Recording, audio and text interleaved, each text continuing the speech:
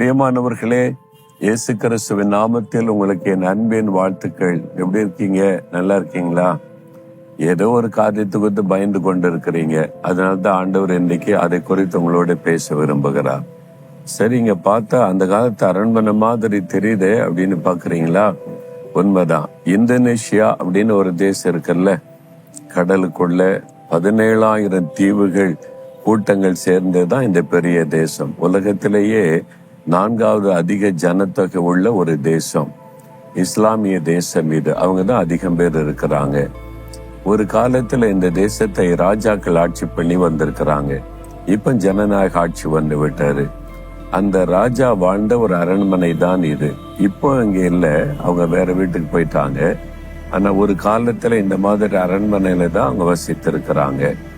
அந்த காலத்துல இவ்வளவு பிரம்மாண்டமான ஒரு இடத்துல வசித்திருக்காங்க பாத்தீங்களா?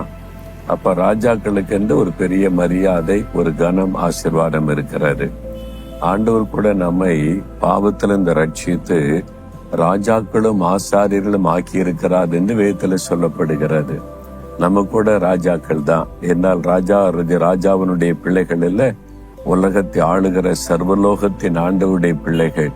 இது எப்பொழுதும் மனசுல பதித்திருக்கணும். ஆண்டவர் என்னை ராஜாவாக வைத்திருக்கிறார் என்று சொல்லி. சரி, இந்த நாள்ல ஆண்டவர் எனக்கு என்ன சொல்லுகிறார் என்பதை நீங்க கவனிக்கணும். வேத புஸ்தகத்துல 1 நாளாகமம் 28ஆம் அதிகாரம் 20ஆம் வசனத்துல தாவீது என்கிற ராஜா தன் மகனாகிய சாலமோனிட்டு ஒரு பெரிய பொறுப்பு கொடுக்கிறார். தேவனுடைய ஆலயத்தை கட்டுகிற பொறுப்பு. அது பிரம்மாண்டமான ஒரு வேலை. ஆனா சாலமோன் இளம் வாலிபன். அவனுக்குள்ள ஒரு பயம் இருக்குல்ல, இதை செஞ்சு முடிக்க முடியுமா? அப்பொழுது நீ பயப்படாமலும் கலங்காமலும் இரு. சாலமோனே, நீ பயப்படாத, கலங்காத, இவ்வளவு பிரம்மாண்டமான வேலையா இருக்குது, இதை செய்து முடிக்க முடியுமான்னு சொல்லி கர்த்தர் உன்னோடு கூட இருப்பார் என்பதாக. அதைத்தான் இன்னைக்கு ஆண்டவர் சொல்லுகிறார். ஒரு சமயம் ஒரு சகோதரர் வந்தார். பிரதர், எனக்கு ஒரு ப்ரமோஷன் கிடைத்திருக்கிறது, பெரிய பொறுப்பு கொடுத்திருக்கிறாங்க, ஒரு மகிழ்ச்சியும் இருக்கிறது, பயமும் இருக்கிறதுன்னு சொன்னார்.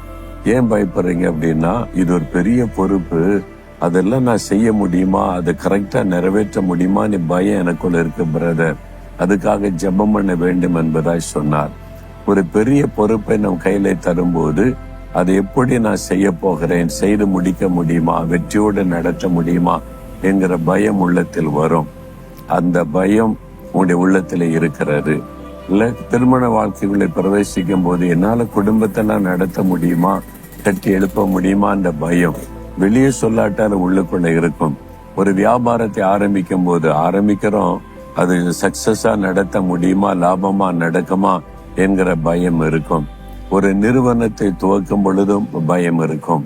ஒரு ஊழியத்துக்குள்ளே வரும் பொழுதும் ஒரு பக்கம் சந்தோஷம், மகிழ்ச்சி இருந்தாலும் உள்ளுக்குள்ள ஒரு பயம் இருக்கு. இதை கரெக்டா நான் கொண்டு போவேனா, ஆசீர்வாதமா நடக்குமா என்று. அப்படி இன்னைக்கு உங்களுடைய வாழ்க்கையில உங்களுடைய பொறுப்புகளை குறித்து ஏதோ ஒரு பயம் இருக்கிறது. என்னால் இதை செய்து முடிக்க முடியுமான்னு சொல்லி ஆண்டவர் சொல்றார், என் மகனே மகளே, நீ பயப்படாமலும் கலங்காமலும் இரு, நான் கூட இருக்கிறேன்ல, என்னை பலப்படுத்துகிற கிறிஸ்துவினால் எல்லாவற்றையும் செய்ய பலன் உண்டுன்னு சொல்லு. பயம்லாம் ஓடி மறைஞ்சிரும். இன்னைக்கு ஆண்டவர் உங்களோடு பேசுகிறார்.